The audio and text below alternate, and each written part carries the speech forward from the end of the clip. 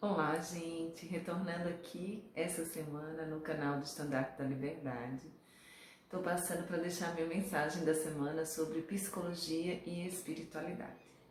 Então, essa semana nós vamos falar um pouco sobre a criação, sobre Adão e Eva, sobre o casamento, tá certo?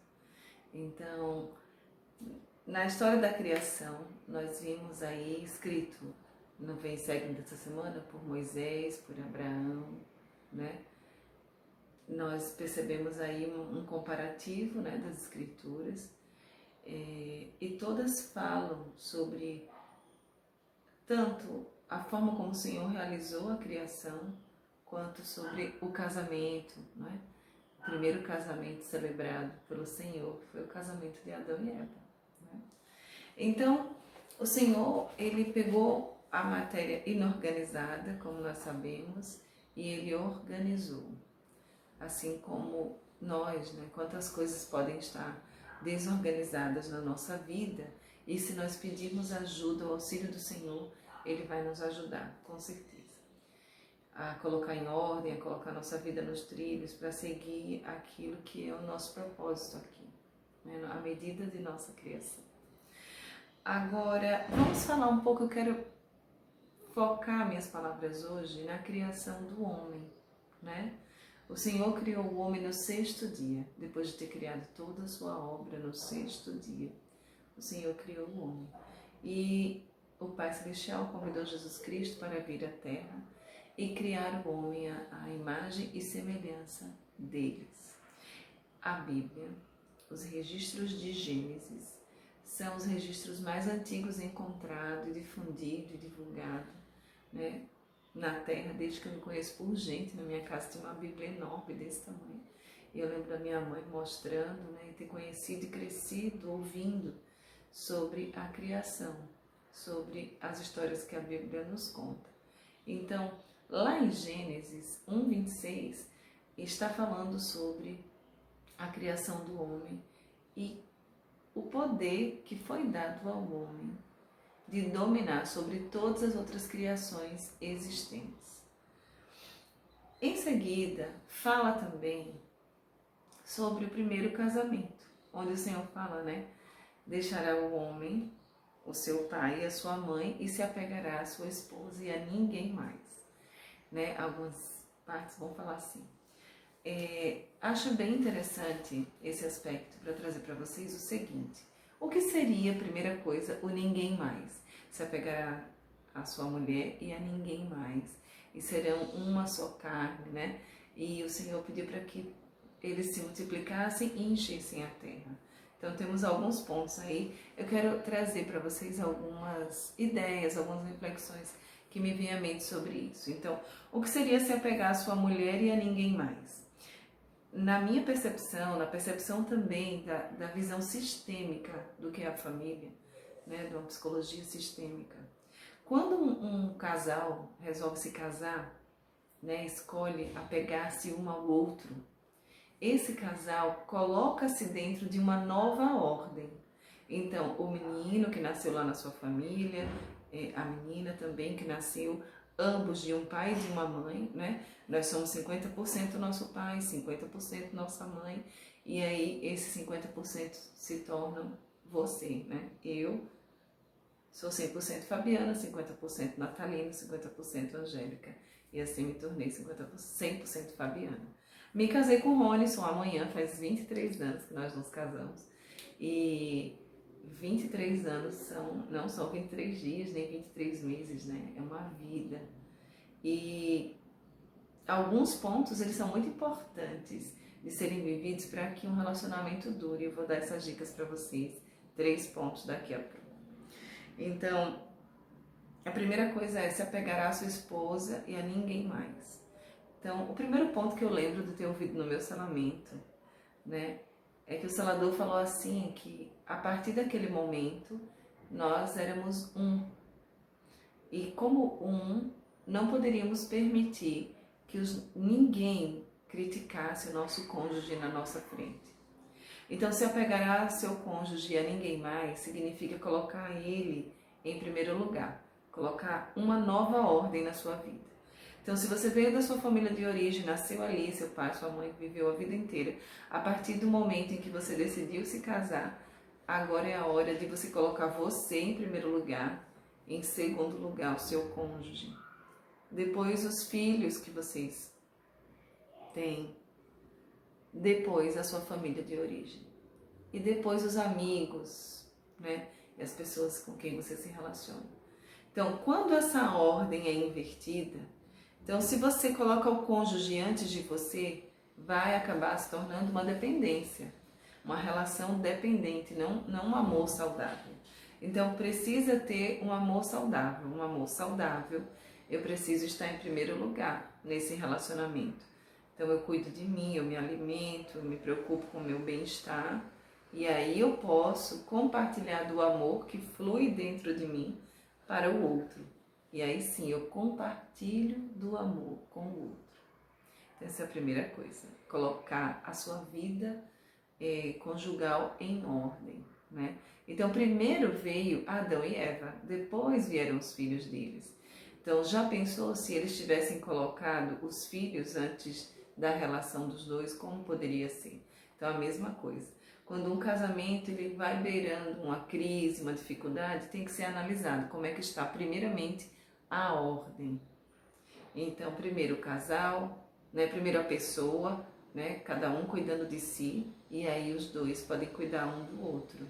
E aí vão cuidar bem dos filhos, e assim podem dar suporte aos seus familiares, né? A sua família de origem, e aos amigos e às pessoas próximas, né? As pessoas com quem estão servindo. Essa é a ordem, tá certo? A segunda coisa que eu gostaria de trazer para vocês, que aí nesse caso, isso que eu trouxe é a minha ideia sobre o que se fala sobre se apegar a sua esposa, ao seu cônjuge e a ninguém mais. É que quando você coloca alguém antes do seu cônjuge, você quebra a ordem. E quando você coloca alguém antes do seu cônjuge, você tende a perder a sua intimidade emocional. Então, por que deve ser primeiro a minha esposa ou o meu marido? Porque senão eu começo a perder aquilo que seria para eu dizer para aquele marido, para aquela esposa. Eu começo a compartilhar com outras pessoas e eu vou perdendo a minha intimidade emocional. Para perder a intimidade física, então os passos vão ficando cada vez menores, né? Então, antes de haver uma perda de intimidade física, existe aí geralmente uma perda da intimidade emocional. É aquilo que se conquista no momento a sós, né? Dá como prioridade toda semana, se possível todo dia, um pouquinho, nem que seja o tempo de tomar uma refeição juntos, uma conversa, ler uma escritura, mas precisa acontecer esse investimento de tempo na relação, tá certo? Para que a relação possa fluir, possa ficar fortalecida, né? Então, se você conhece mais sobre a vida de outras pessoas do que a do seu cônjuge, tem alguma coisa aí que não tá legal, né? E aí precisa ser ajustada, tá certo? E aí vamos para os pontos que eu fiquei de trazer para vocês. Eu quero sugerir para vocês 3 coisas que podem ajudar o casamento a se tornar fortalecido, tá bom? A melhorar a intimidade emocional, a dar base para que o casamento possa fluir, tá certo? Então, o primeiro ponto é a aceitação. A aceitação de si, da própria história, como ela foi, né? Dos seus pais, das suas raízes, né?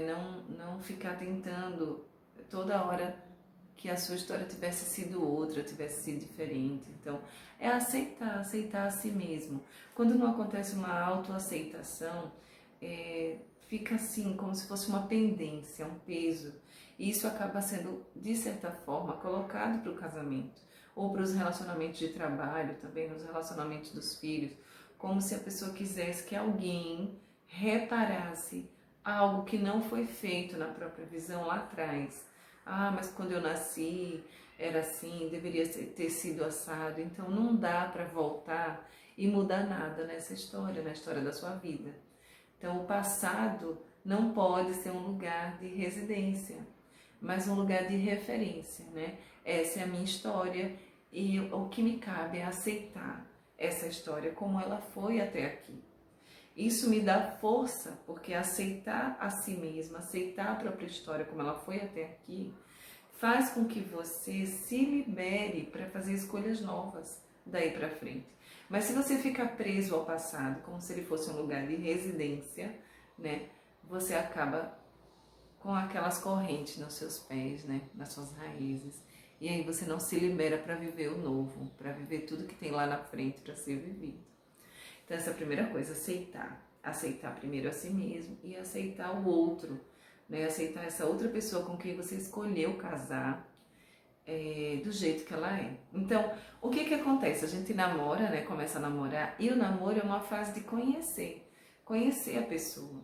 E aí então, você pode pensar que é como se fosse um processo seletivo, é aquela hora onde você vai analisar quem é essa pessoa, se vocês se combinam, se você se sente bem, se a conversa flui, se é legal, se os momentos são mais legais, ou são momentos de discussão, de peso. Ali você vai percebendo, será que vai dar certo? Né? Não é só, olha, pronto, encontrei essa pessoa, fiz uma oração, senti que é ela, acabou, se é ela e pronto, é assim a vida, não é bem assim. O relacionamento ele é construído como uma parede, um vem com tijolo, outro cimento, tijolo, cimento, cimento, tijolo, enfim, né? Até que aquela parede do relacionamento vai se construindo e vai se tornando sólido, fortalecido, porque você põe como base, né, a sua busca primeiro também aqui com o Senhor, né? De ter aqui no seu coração aberto para ouvir, para perceber o que tem a mais ali. Porque é muito importante que a gente se alinhe à nossa própria história, aceite. Aceite a história do outro, então se você sente no seu coração que tem mais vantagens do que desvantagens de estar com aquela pessoa, no sentido de que ela lhe faz mais bem, você faz mais bem a ela do que necessariamente faz mal, né? Então as trocas são mais positivas do que negativas, então ali você faz essa reflexão e o namoro serve para isso, para ir se conhecendo, para ir tendo essa percepção. Então aceitar a si mesmo, aceitar o outro. Aí vocês vão construindo essa parede de relacionamento até que ela vai ficando fortalecida e vocês vão se sentindo preparados para o casamento. Então, uma vez que escolheu essa pessoa com quem eu quero me casar, a aceitação de si e do outro, sem querer ficar mudando o outro. Não, eu vou me casar porque eu vou mudar essa pessoa. Não é uma coisa legal, tá bom? Segunda coisa é a gratidão, né? É ter gratidão pela família dos pais, né? Que deram uma vida ao seu cônjuge. Né? Se uma pessoa não aceita o sogro ou a sogra, ela está invalidando a própria pessoa, porque aquele filho, aquela filha, eles são frutos daquele pai e daquela mãe. Então, se aquelas raízes não lhe fazem bem, se no namoro aquilo já não está lhe fazendo bem, analise bem, porque você precisa aceitar, é dali, daquelas raízes que virão seus frutos. Então, precisa haver gratidão. Se você já é casado, casada, precisa haver gratidão. Tá bom? E o terceiro ponto é a humildade, né? Não pode haver entre o casal uma disputa.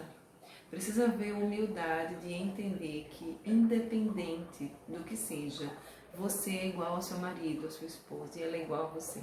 Nem mais, nem menos. Nem melhor e nem pior.